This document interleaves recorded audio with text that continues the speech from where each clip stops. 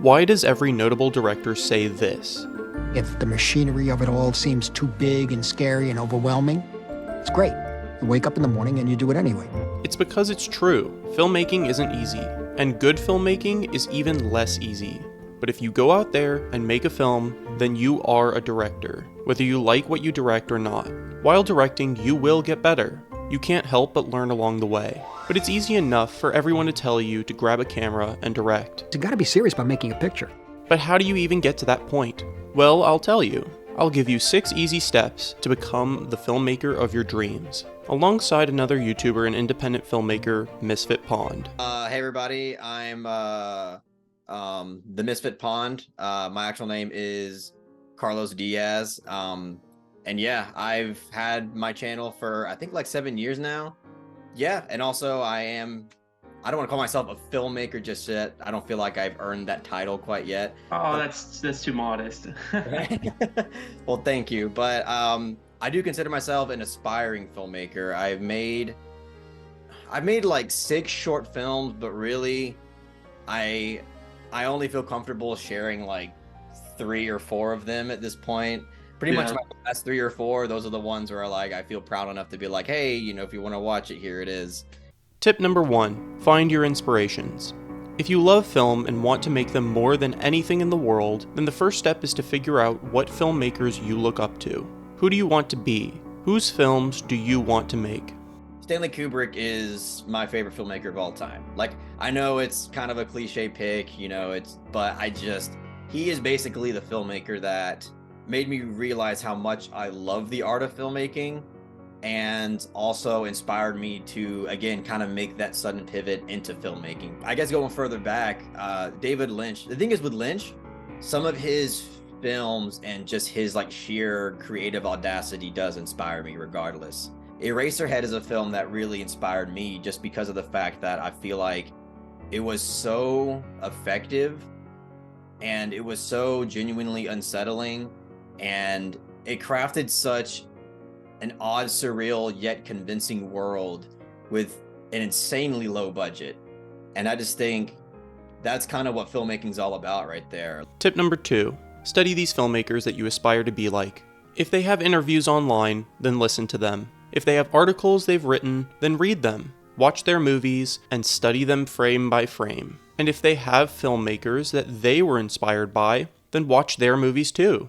I would say I learned a lot more about what I love about film, and even like the craft of filmmaking and what makes it effective just by watching movies themselves, than like really sitting in a classroom and learning about it. I mean, I'm not saying that it was invaluable to be sitting in a class, because I did learn more like theoretical things about film and you know, things of that nature. Tip number 3, mimic these filmmakers that you aspire to be like. This is where many people fall off. If your favorite filmmaker bought a camera by scrounging together money, then buy a camera or at least rent one. And if they woke up every day to write 10 pages, then wake up and write 10 pages. If they shot a film by the age of 20 and you are already older than that, then get ready to shoot a film. The first real short film I made was in my first year in college. It's called Residual, and they did provide minimal equipment for you. I think it's all they gave you was like a boom mic and maybe like a stand. And that was it. And I just thought, well, I want to make a horror because I love horror, and just use what I had, use the location that I had, I had some reference with, and that was it. Like, that's how I made it. Tip number 4, be willing to limit yourself. If your favorite filmmaker started off the bat with $1 million loan and you aren't lucky enough to be in that position, then you will need to accept that you are working under different limitations. And as such, you must learn how filmmakers similar to your favorite filmmakers were able to rise to success without that kind of money. You must become your own financer and find ways to make your film on a low budget. Not think too big in terms of like, in terms of scale of your movie. And also limiting your dialogue. It's a huge thing because, again, and it's tough. I think it is tough for a lot of young filmmakers out there, because I do think most people out there that want to make movies do think about movies in a more like dialogue, acting, narrative basis. Mm-hmm. I think that's why, unfortunately, a lot of first-time short films, college filmmakers or whatever, I mean, I hate to say it, but they come out kind of doo-doo. I don't know. What I would recommend for people out there is, again, if you don't have much at all, which most young filmmakers don't, at least if you're like me and you're poor, you don't have like rich parents who can just give you everything. Think about film on a more visual basis. Like, try to tell a story through visual audio means. That to me is like the easiest way and best way to achieve an immersive experience when you have nothing. But I wouldn't say to get too caught up on that. I would actually almost say like the opposite, like use what you got. Yeah. If you have a pet, if you have an animal or something that you think you could use it. Yeah. If there's a busy street that you're allowed to use it. Like, don't let those restrictions like make it like put you in a box to say, oh, I can't do this, can't do that. Work with the resources you have, and that's it. I mean, so Lita, one of my it's not my most recent, but it's my second most recent short film. That film, like, I made with my wife and my cat, and that was it. Tip number 5. Never accept lazy work. Never work on anything with less than your 100%. If you hate Marvel movies, then don't make Marvel movies. If you hate horror films, then don't make horror films. Don't do whatever you think will gain you recognition, because your lack of passion will show through your work. And for the people who love Marvel movies, their passion for them will be apparent. They will more than likely get to the places you want to be because you are working on the wrong kinds of movies. And even if you do end up succeeding, in the end, you will likely be stuck making movies that you aren't passionate about making. And that can sometimes happen for your entire career. If you are going to make something, then make it something you can be proud of. If that means you need creative control, then learn to work with more restrictions. It's good to make compromises, because you don't, again, it's, as I was saying like way earlier, you don't want to come off like everything that you have an idea about is correct and unmovable. People have ideas that might be better than yours. So, but in general, I do think that it is important to have convictions about what you want and how you want it done. Because if you don't, then you might allow too many things to come and interrupt what you originally wanted, and it might come out very unsatisfying in certain regards. You should definitely be open to ideas. There's definitely certain things on the set of the Red Egg that I didn't think about, and it wasn't until somebody said, hey, we could just do this, let's try that. And then when we did it, I was like, yeah, I'm kind of glad that we just did that instead. You need to have a creative foundation to your vision and your project, and not let it be shaken up too much, because they will try to pressure you to do certain things. Even with the Red Egg, they were pressuring me to do certain things just because of time constraints. And at first I was like, okay, let's see what we can do with that. But it wasn't working, and I could tell that they didn't really have the most concrete understanding of my vision of what was supposed to happen. And that's when things got really shaky. Like in the dream sequence, at the very end of the dream sequence where she encounters the woman in the green dress, that was honestly that like challenged my like directing talents and skills more than anything I can imagine, because that was the thing where I was like, time constraints, we got to cut all these shots in half, we got to do this, we got to do that. Why can't we achieve what I want in this short amount of time? I know it's a lot of shots, but if we just work at it and just keep going, why can't we do it? I know exactly what we need to do, let's just get it done. And that's what we did. I just, I put the pedal to the metal and just went full force, all energy, and just got it done real quick, but with still some sense of quality control.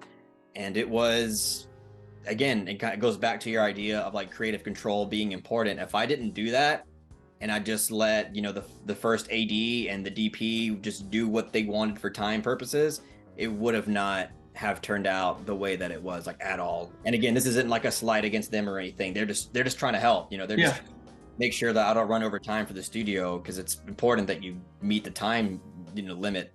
But there's times where you have to come in and you just have to do your job. You have to be the director. That's what you're there for. You have to set your foot down and get things done. And that's what tested me the most there in terms of like creative control. The bigger crew you have, the larger scale that you make your films, the more limitations you're going to have, especially with time. You need to have a solid framework of what you know that you need and what you can sacrifice. You gotta just understand that things happen. You're not going to have the best available resources at all times. You're not going to have all the time in the world, and you're just going to have to learn how to work with what you got, and that's it. If you go into a film production, especially at a very young stage, saying that everything needs to be this exact way, I need to have this exact equipment, I need to have these exact skill set people on set for it to happen, like, it's just, you're limiting the possibilities of what you could have, because at the end of the day, if you go in with that mindset, you're just not going to be able to create anything. Tip number 6, rinse and repeat. Keep learning and finding new filmmakers to love. Keep studying those filmmakers. Keep making films and keep taking risks. But we'll start off with your short film Affirmation. I want to say, for being the first one amongst, if I'm correct, the first one that you posted on YouTube, it's doing so much. Like, it's playing with focus, it's playing with framing, it has a tracking shot through the kitchen that I really like. So many things where I'm impressed with your cinematic language, where so many filmmakers that I'll watch will just stick to shot, reverse shot. They'll get what they want to get, and they'll it's just about getting the shot rather than how creatively can we get the shot, how can we play with this, how can we just have fun while shooting. And with your stuff, I can tell there's a lot of fun to be had. You have this reservoir of like all these different tools at your disposal, and you say, I'm going to use this. I don't care if I'm not like a major director. I'm gonna shoot like a major director, and I like that. I really respect that about a lot of your short films. Going into Mercy, but I think here some of my favorite close-ups that you've shot are present. Some of like the red and pink and whatever sort of close-ups on the two actors. It just looks stellar. I'll give my first piece of criticism, if you will, about your short film. I didn't love the subtitles on Snare. I thought the font was just a little weird, but I will say, as a little asterisk, your next one, Solita, has great subtitle font. So you already worked on it, you already fixed it. So yeah, I didn't like that. I did not like the font either. I have no idea what the hell I was thinking, honestly. Off the rip with Red Egg, how did you end up shooting the tree stuff at the beginning with the paper trees? I guess I'll just start off by saying the Red Egg is my most ambitious film so far. We went with the all white space, and we bought we bought a bunch of these fake trees from Amazon, and we got I think it was 6 of them, I think, and they were not cheap. Those things were freaking $50 a pop. Yeah, I just thought it would be more interesting and surreal and captivating to have this weird artificiality to the dream sequence. You know, that big mountain picture thing that we get in the dream sequence? Yes. That thing was a whole project in it, on its own.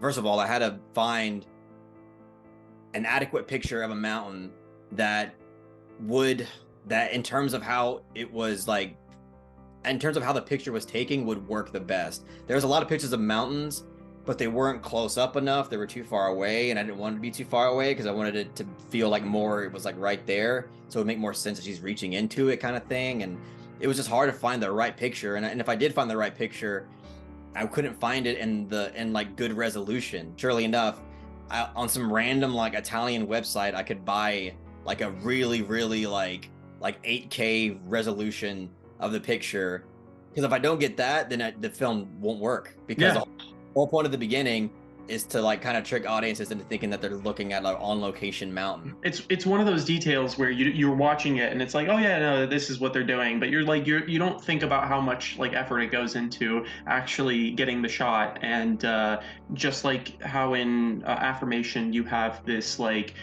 things that are out of focus, and you're kind of making the audience wonder what's out of focus. And you do the same thing in The Red Egg, where you have like the guy who's like he's just completely out of focus, and it's just unnerving because it's like, where did he come from? What is he doing here? And it's like, I just love how you took that element, maybe subconsciously, and just said, I'm gonna improve upon it. And I think you succeeded. And there's so many other elements across your sort of short film career so far that I'm only seeing growth. What would you say are some of your goals when it comes to your filmmaking in the future? I definitely want to make just maybe 1 or 2 more short films, right? Again, with the same experience of like a production crew, and maybe making a larger scale movie. Like maybe make a short film that's like 20 minutes long or something like that. And then once I do that, I definitely want to get something going with a full-length film. Just go all in, full-length feature film. I feel like I am growing. I've met a lot of, important people that have believed in me, and which is just crazy to me. What I would encourage people to do is to just have have confidence in yourself. If you have nothing, that's okay. Just try to do it. Eventually you'll grow. Learn that what you first make is probably not going to be good at all, and just keep making stuff and learn from trial and error. Know which feedback to take, and trust me, if you have some sort of understanding of that and you keep making stuff, you will get better with time. You'll learn from your mistakes, and you'll improve your craft, and eventually people are going to start liking your stuff. Keep loving what you do and doing what you love. Big thanks to Carlos for joining me. If you'd like to see more of him or his short films, then please check those out on the Misfit Pond channel. Links to his shorts and channel will be in the description below. And if you'd like to support him, please check out his Patreon. If you're interested in seeing more collaborations with him, then please like, comment, and subscribe. This has been Sessions on Cinema, and thank you for watching.